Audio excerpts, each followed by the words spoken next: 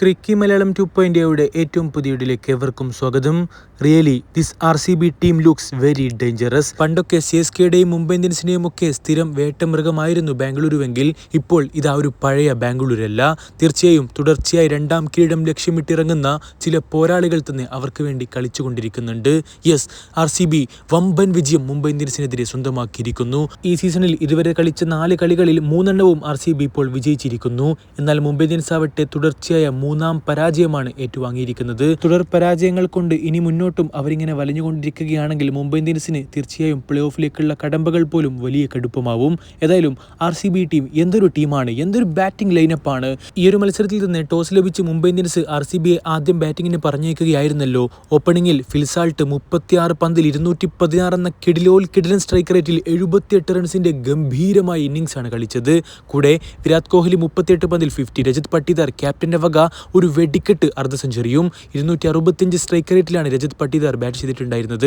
അദ്ദേഹത്തിന്റെ വക 53 runs. Tim David 16 പന്തിൽ 34 റൺസ്. യെസ്, വന്നവരും പോയവരുമെല്ലാം കിടിലൻ ബാറ്റിംഗ് കാഴ്ചവെച്ചപ്പോൾ 240 എന്ന പടുകൂറ്റൻ സ്കോറാണ് RCB ആദ്യം ബാറ്റ് ചെയ്തുകൊണ്ട് ഉയർത്തിയതെങ്കിൽ മുംബൈ ഇന്ത്യൻസിന് ഒട്ടും തന്നെ അത് മറികടക്കാൻ സാധിക്കുമെന്ന് ഒരു തരത്തിൽ പോലും തോന്നിച്ചിട്ടുണ്ടായിരുന്നില്ല. നമുക്കറിയാമല്ലോ, മുംബൈ ഇന്ത്യൻസിന്റെ സ്ക്വാഡ് എന്നുള്ളത് പവർ പാക്ഡ് സ്ക്വാഡ് തന്നെയാണ്.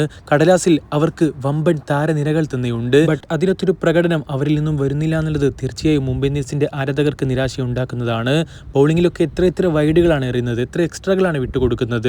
ഏതായാലും മറുപടി ബാറ്റിംഗിൽ ഒരു ഘട്ടത്തിൽ രോഹിത് ശർമ്മയും റിയാൻ റിക്കിൾട്ടണും തകർപ്പൻ തുടക്കം നൽകിയിട്ടുണ്ടായിരുന്നു.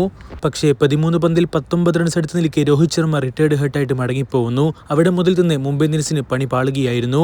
റിയാൻ റിക്കിൾട്ടൺ 22 പന്തിൽ 37 റൺസ്. സൂര്യ 33 റൺസ് എടുത്താണ് മടങ്ങിയതെങ്കിൽ തിലക് വർമ്മയ്ക്ക് 1 റൺ മാത്രമാണ് അടിക്കാൻ സാധിച്ചത്. ക്യാപ്റ്റൻ ഹാർദിക് പാണ്ഡ്യ മോശമല്ലാതെ തന്നെ കളിച്ചിട്ടുണ്ട്. അദ്ദേഹത്തിന്റെ വക 40 റൺസാണ് പിറന്നതെങ്കിൽ അവസാനം വന്നുകൊണ്ട് റുദർഫോർഡ് നടത്തിയ ആ ഒരു വെടിക്കെട്ട് ഉണ്ടായിരുന്നില്ലെങ്കിൽ മുംബൈ ഇന്ത്യൻസിന്റെ നെറ്റ് റൺ റേറ്റിന് പോലും വലിയ തോതിൽ ആഘാതം ഉണ്ടാക്കുമായിരുന്നു. ഏതായാലും RCB തകർപ്പൻ വിജയം സ്വന്തമാക്കിയപ്പോൾ മുംബൈ ഇന്ത്യൻസ് തുടർച്ചയായ 3ാം പരാജയമാണ് ഏറ്റുവാങ്ങിയത്. യെസ്, RCB പോയിന്റ് ടേബിളിൽ 3ാം സ്ഥാനത്തേക്ക് ഉയർന്നിട്ടുണ്ട്. എന്നാൽ മുംബൈ ഇന്ത്യൻസ് ആവട്ടെ 8ാം സ്ഥാനത്താണുള്ളത്. തുടർച്ചയായി 3 പരാജയങ്ങൾ അവർ ഏറ്റുവാങ്ങിയിരിക്കുന്നു. ഇനിയുള്ള മത്സരങ്ങളിൽ കാലിടറാതെ മുന്നോട്ട് പോയേ പറ്റൂ. നിങ്ങളുടെ അഭിപ്രായങ്ങൾ തീർച്ചയായും രേഖപ്പെടുത്തുക. അടുത്തൊരു വീഡിയോ ഭാഗത്ത് വീണ്ടും കാണാം. ചെറിയൊരു